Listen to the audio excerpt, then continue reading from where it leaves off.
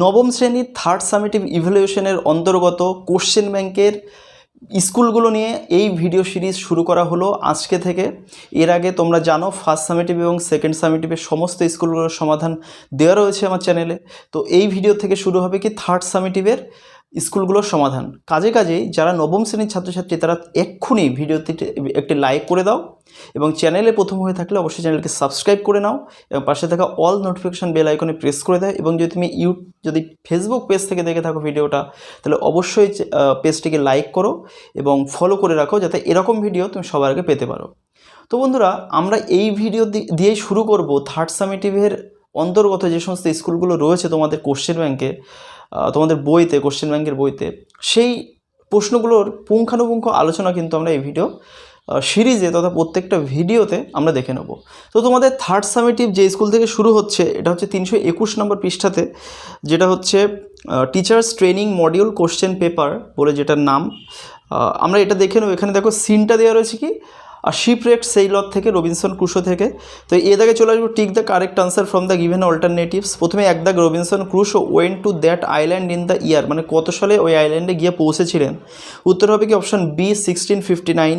দুই দাগ দেখো he feared that he would be killed by, মানে তিনি ভয় পেয়েছিলেন যে তাকে হয়তো খেয়ে নেবে।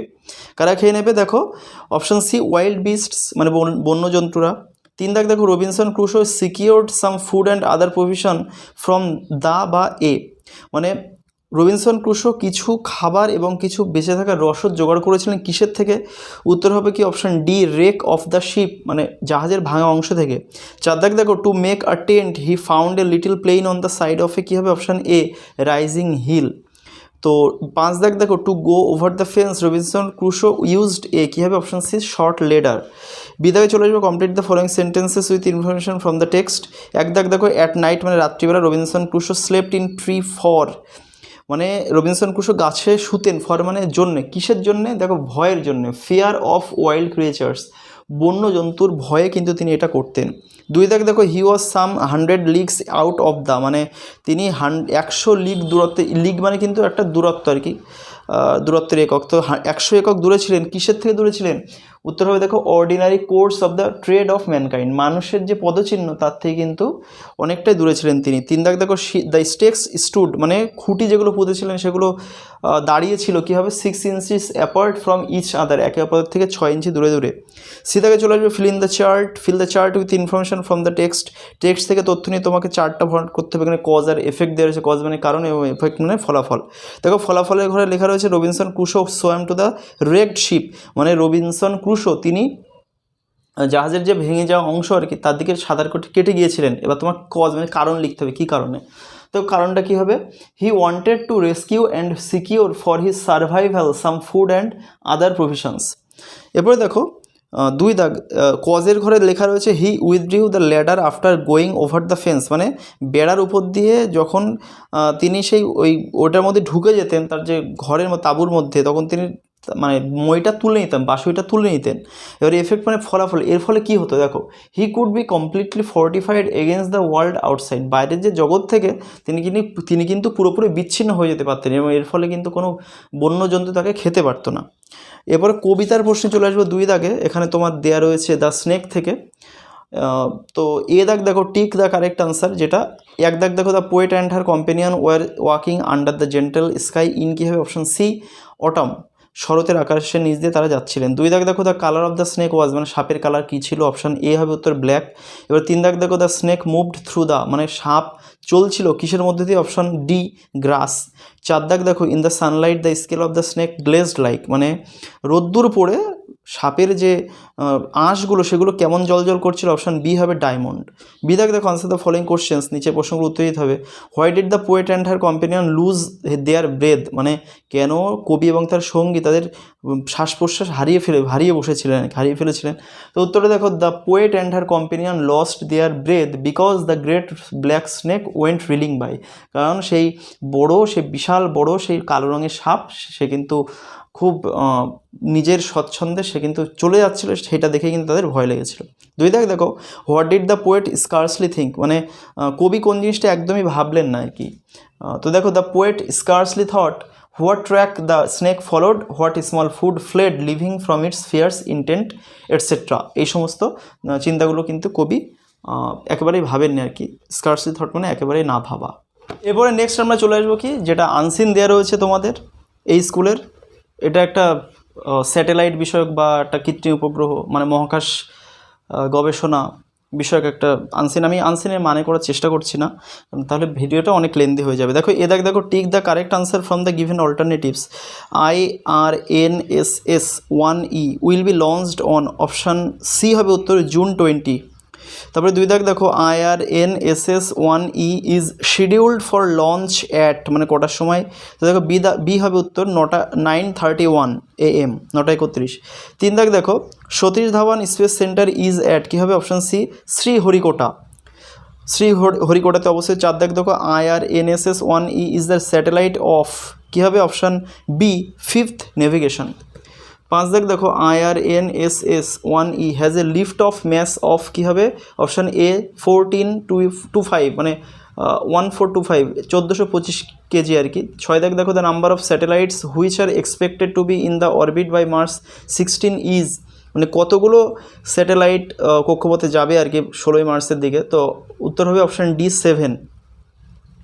বিদাকে চলে আসবে state whether the following statements are true or false, give supporting sentences. দেখো ISRO said that IRNSS-1E carries 4 types of payload navigation, 4 ধরনের পেলোড নেভিগেশন বহন করে। এটা কিন্তু ভুল হবে, ফলস হবে, কারণ একটা লাইন রয়েছে stating that IRNSS-1E carries 2 types of payload navigation, তারপর তোমরা ডট ডট দিতে পারো, স্যার বুঝতে পারবো যে এইটুকুই ইম্পর্টেন্ট জায়গা। এরপরে দেখো 2 navigation payload will be operating in L6 band and S band. এটা কী হবে, ফলস হবে, কারণ ডট ডট ডট দিয়ে শুরু করবে, and will be operating in L5 band and S band. L6 মোটেও নয়, L5 ব্যান্ড হবে, এইটুকু মেন জায়গাতে আমরা এইটুকু রাখবো। তারপর 3 দেখো one of the part of the navigation payload of the satellite is a highly accurate rubidium atomic clock. এটা কিন্তু ট্রু হবে, কারণ এরকম একটা লাইন রয়েছে highly accurate rubidium atomic clock is part of the navigation payload of the satellite. চলে আসবো আমরা সিদাকে fill in the chart with information from the passage. তো মানে স্টেটমেন্ট আর রিজন, মানে একটা স্টেটমেন্ট দেওয়া রয়েছে, সেটা কারণ কী কারণ হয়েছে সেটা তোমাদেরকে বলতে হবে। দেখো দেওয়া রয়েছে the ranging payload consists of a C band transponder, মানে রেঞ্জিং যে পেলোড তার মধ্যে একটা সি ব্যান্ডের ট্রান্সপন্ডার ছিল। এটা কারণ কি, দেখো it facilitates accurate determination of the range of the satellite. এটা কিন্তু উত্তর হবে। 2 দেখো IRNSS-1E carries corner cube retro reflects. এটা কী হবে, it is for laser ranging, it is for laser ranging. এগুলো কিন্তু তোমরা সবই আনসিনের মধ্যে রয়েছে, ওখান থেকে কিন্তু নেওয়া। কেমন, তা দেখো এবার আমরা গ্রামারে চলে আসবো। 4 choose the correct answer from the given alternatives. তোমার প্রপার ফর্ম অফ ভার্বকে তোমার চুজ করতে হবে। তো they dash going are going go to New Delhi next Monday. Next Monday কি, আগামী সোমবার, তার মানে ভবিষ্যৎ। তো আমরা জানি কখনো কখনো আমরা প্রেজেন্ট কন্টিনিউয়াসকে কিন্তু ভবিষ্যতের জন্য ইউজ করতে পারি, মানে তারা পরের সোমবার দিল্লি যাচ্ছে, এটা কিন্তু হতে পারে। তার মানে আর গোয়িং হবে উত্তর, আর গোয়িং হবে উত্তর। 2 দেখো I dash have done did my homework before my mother entered the room. কী হবে, দেখো দুটো ঘটনা একসঙ্গে ঘটছে, মানে মা, এটা কিন্তু পাস্ট টেন্সে দেওয়া রয়েছে, সেজন্য এটা কী হবে, পাস্ট পারফেক্ট হবে। তার মানে হ্যাড ডান হবে উত্তর। হ্যাড ডান একটু ভুল হয়ে গেছে এখানে, হ্যাড ডান হবে উত্তর। এবং লাস্টে 3 দেখো 3 কী বলা হচ্ছে, he dash in this office since 1999। 1999 সাল থেকে সে এই অফিসে কী হবে, কাজ করছে হবে। তার মানে প্রেজেন্ট পারফেক্ট কন্টিনিউয়াস, মানে হ্যাজ বিন ওয়ার্কিং। তো এটাই হবে উত্তর। বি চলে আসবো underline the clause in the following sentences and state what kind of clause is there. তোমাকে ক্লজ বলতে হবে, কোনটুকু ক্লজ তার নিচে দাগ দিতে হবে এবং বলতে হবে ওটা কোন ক্লজ। তো দেখো this is the car which my father had bought yesterday. তো হুইচের তো অ্যান্টিসিডেন্ট রয়েছে দ্য কার, সুতরাং হুইচ থেকে বাকিটা কী হয়ে যাবে, অ্যাডজেক্টিভ বা রিলেটিভ ক্লজ। অ্যাডজেক্টিভ বা relative clause, which my father had brought yesterday, এটা হয়ে যাবে অ্যাডজেক্টিভ ক্লজ বা রিলেটিভ ক্লজ, তোমরা যে কোনো একটা লিখতে পারো। 2 দেখো it is raining so we should stay at home. দেখো so we should stay at home, মানে তাই আমাদের বাড়িতে থাকা উচিত। এটা কি, এটা তোমার ফলাফল বোঝাচ্ছে, সুতরাং এটা কি হয়ে যাবে, অ্যাডভার্বিয়াল ক্লজ। অ্যাডভার্বিয়াল ক্লজে so we should stay at home, এটা হয়ে যাবে কি অ্যাডভার্বিয়াল ক্লজ বা অ্যাডভার্ব ক্লজ, যে কোনো একটা লিখলেই হয়। 3 দেখো they know that he is an honest person. তো এটা কী হবে, that he is an honest person, এটা অবজেক্টের কাজ করছে, সুতরাং that he is an honest person এটা কী হয়ে যাবে, নাউন ক্লজও লিখতে পারো বা নমিনাল ক্লজও লিখতে পারো, দুটো কিন্তু একই নাম। এরপরে একে একে বাদবাকি গ্রামারগুলো দেখে নাও। দেখো বি দাগ, যেটা 4-এর বি দাগ,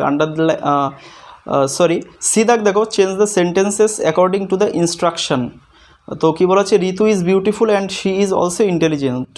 বলা হচ্ছে কি change into a simple sentence, তোমাকে একটা সিম্পল সেন্টেন্স করতে হবে। তো কী হতে পারে, Ritu is beautiful as well as intelligent.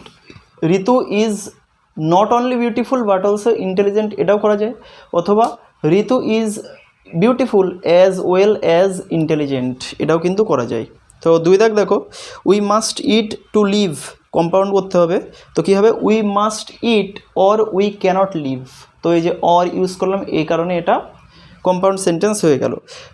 3 দাগ দেখো, I had lost my purse but I have found it. আমি আমার মানিব্যাগটা হারিয়ে ফেলেছিলাম, পার্সটা, কিন্তু আমি এটা খুঁজে পেয়েছি। তো দেখো though I had lost my purse, যদিও আমি আমার পার্সটা হারিয়ে ফেলেছিলাম, এই কমার মানে তবুও আই হ্যাভ ফাউন্ড ইট, আমি এটাকে পেয়েছি। ডি দাগ দেখো, do as directed, Raju asked his friend do you have an extra pen.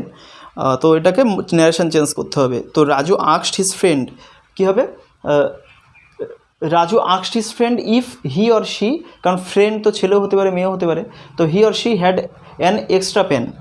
এরপরে 2 দাগ দেখো, his behaviour annoyed everyone present in the party. তো এটা ভয়েস চেঞ্জ করতে হবে। কী হবে তাহলে, এখানে অবজেক্টটা হচ্ছে পুরোটা, everyone present in the party পুরোটাই অবজেক্ট। তো এটা সিঙ্গুলার, এভরিওয়ান সিঙ্গুলার, তারপর কী হবে ওয়াজ অ্যানয়েড, তারপর কী হবে বাই হিজ বিহেভিয়ার। পরের প্রশ্ন, যেটা আরেকটা narration, the stranger said please give me a glass of water.